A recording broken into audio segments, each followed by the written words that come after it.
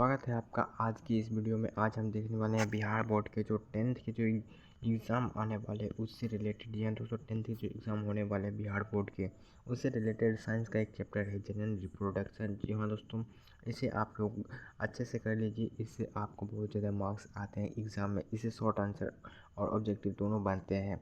तो आप इसे शॉर्ट आंसर जो 2 नंबर के लिए आते हैं लिखने के लिए, उससे काफ़ी ज़्यादा आप इससे सहायता प्राप्त कर सकते हैं, हेल्प मिल सकता है आपको। तो चलिए शुरू करते हैं इस खास सी वीडियो को।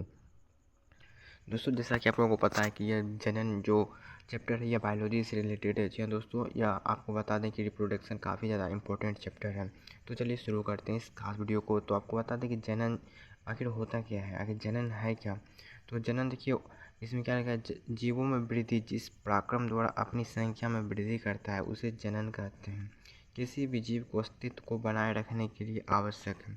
तो बेसिकली यहाँ पर जनन क्या है, जनन एक क्षमता है जो किसी भी जीव को अपने अस्तित्व बनाए रखने के लिए बहुत ज़्यादा महत्वपूर्ण है। देखिए, अगर कोई जीव है, अगर वह जीव अपने प्रजनन नहीं करेगी, जनन नहीं करेगी, तो वो अपने अस्तित्व को नहीं बना कर रख पाएगी। अगर यह जीव अगर यह अगले अपने संतान को उत्पन्न नहीं करेगी तो हो सकता है यह जीव नष्ट हो जाए और इसका अस्तित्व भी पृथ्वी पर से समाप्त हो जाए, जैसा कि बहुत सी जीवों में हमने देखा है। तो जनन वह क्षमता है जिससे कोई भी जीव अपना प्रजनन करती है, अपने संख्याओं को वृद्धि करती है। यहाँ पे एक जीव है, यह प्रजनन करके 2 बना सकती है, 1 बना सकती है, कई जीव अपने संख्या में वृद्धि कर सकती है, उसे जनन कहते हैं। जनक क्या होता है, तो जनक देखिए, जो जनन की क्रिया में भाग लेने वाले को जनक कहते हैं। मान लीजिए यहाँ पे एक जीव है और ये जीव है, एक फीमेल है एक मेल है, तो ये दोनों क्या हो गए, जनक हो गए, क्योंकि इन दोनों के ही सहयोग से नई संतति का उत्पन्न होगा, नए डॉटर सेल उत्पन्न होंगे, तो ये दोनों क्या हो गए, जनक हो गए। और ये क्या हो गए, जनन के बाद उत्पन्न होने वाले संतान हो गए। वह जनन के बाद जनन की क्रिया के फलस्वरूप जिसका निर्माण होता है उसे संतान कहते हैं, यानी चिल्ड्रन कहते हैं। और इसे साइंस की भाषा में हम डॉटर सेल कहते हैं या डॉटर कहते हैं, ठीक है। तो चलिए देखते हैं। अब है जनन की क्रिया। जी दोस्तों, जनन की क्रिया 2 चरणों में संपन्न होती है। पहला अलैंगिक जनन, दूसरा लैंगिक जनन। अलैंगिक जनन को किस नाम से जानते हैं, असेक्सुअल रिप्रोडक्शन। अलैंगिक जनन को सेक्सुअल रिप्रोडक्शन। तो चलिए एक एक करके सबको बारे में पढ़ते हैं। पहला है अलैंगिक जनन। अलैंगिक जनन यानी इसे इंग्लिश में बोलते हैं असेक्सुअल रिप्रोडक्शन। और उसका परिभाषा क्या है, जनन की वैसी प्रक्रिया जिसमें केवल एक जीव भाग लेकर नए जीव का निर्माण करता है उसे अलैंगिक जनन कहते हैं।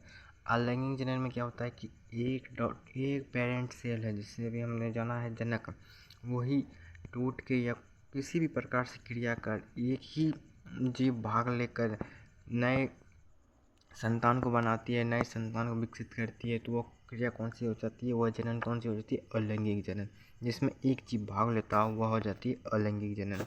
जैसे कि देखिए यहाँ एग्जांपल में देखिए, एक कोशिकीय जीव जितने भी होते हैं सभी में अलैंगिक जनन होते हैं। एक कोशिकीय जीव कौन से होते हैं, अमीबा हो गए, पैरामीशियम हो गए, ठीक है। ये आपको ध्यान रखना है, ये 2 मार्क्स के लिए आपसे पूछा जा सकता है आपके एग्ज़ाम में।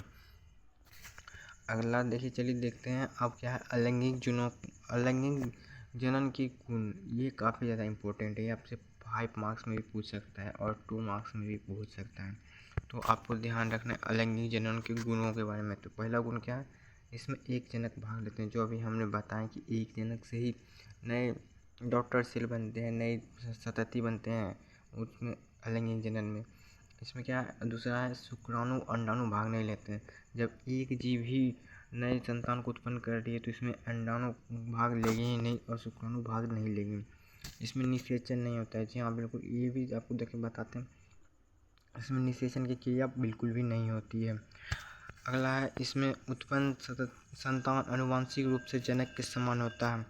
जी हाँ, एक पेरेंट सेल है, दूसरा डॉटर सेल है। ये जो पेरेंट सेल डॉटर सेल को बनाएंगे बिल्कुल, ये जो सन बना है, इसका बेटा बना है और ये पेरेंट सेल है, ये सन बिल्कुल अपने पिता के समान ही होंगे और इसी को क्या कहते हैं, क्लोन कहते हैं। ध्यान रखना है आपको, ठीक है।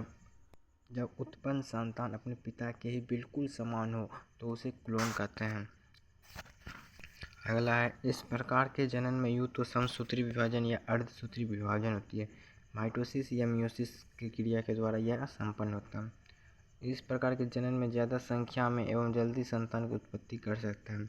देखिए, ये जो अलैंगिक जनन होते हैं इसमें सिर्फ एक जीव भाग लेते हैं तो दूसरे जीव की कोई ज़रूरत ही नहीं है, तो यह जल्दी हो सकती है और ज़्यादा संख्या में भी हो सकती है। अगला है अलैंगिक जनन के प्रकार। जो दोस्तों अलैंगिक जनन के भी टाइप्स पूछ सकते हैं, ये भी बहुत ज़्यादा इम्पोर्टेंट है, 5 मार्क्स में पूछेगा, मुझे आपको याद रखना है, ठीक है। अलैंगिक जनन के प्रकार, तो अलैंगिक जनन के प्रकार निम्नलिखित हैं, जो प्रमुख हैं, जो मेन है वो देखो क्या किया। विखंडन। अब विखंडन क्या होता है, चलिए देखते हैं इसको। विखंडन प्रजनन की वह प्रक्रिया जिसमें जंतु स्वतः विभाजित होकर 2 या 2 से अधिक अनुजात यानी कि पुत्र जो संतान बनाते हैं, ठीक है, यही क्रिया क्या कहलाता है, विखंडन कहलाता है। यह अल्प विकसित जंतुओं में निम्न प्रकार से संपन्न होती है। अल्प विकसित से मतलब है कि एक कोशिकीय जीव जो बहुत ज़्यादा विकसित नहीं हुए, काई हो गए, शैवाल हो गए, उनके बारे में बोला गया है। एक सेल है, मान लीजिए ये कोई सेल है, ठीक है, ये कोशिकीय जीव है। अब यही टूट के इस तरह से हो गया, फिर ये अलग हो गया। ये जो पूरी प्रक्रिया हुई है क्या कहलाए, विखंडन कर रहे हैं। पहले एक सेल था, फिर इससे 2 सेल का निर्माण हुआ, तो ये विखंडन प्रक्रिया हुई। यह खुद से टूट रहा है, इसमें किसी भी प्रकार की निषेचन नहीं है और किसी भी अन्य जीव इसमें भाग नहीं ले रहे हैं। ये खुद से टूटकर 2 संतान या 2 से अधिक संतानों की उत्पत्ति कर रहा है, यह विखंडन हो गया। इसका परफेक्ट एग्जाम्पल कौन है, अमीबा। जी हाँ दोस्तों, ये आपको एग्जाम्पल भी लिख देना है, ठीक है। अगला है द्विविखंडन और बहुविखंडन। ये विखंडन के टाइप्स हैं, ठीक है, ये ध्यान रखना, द्विविखंडन या बहुविखंडन। द्विविखंडन क्या होती है, द्विविखंडन अलैंगिक प्रजनन की वह प्रक्रिया जिसमें जंतु स्वतः विभाजित होकर 2 अनुजात बनाते हैं, ठीक है। तो इसमें क्या अभी आपको बताया कि एक सेल है, ये टूटकर 2 सेल अगर बनाए तो यह द्विविखंडन। और बहुविखंडन में क्या होगा, 2 या 2 से अधिक बनाए तो यह बहुविखंडन होता है, ठीक है।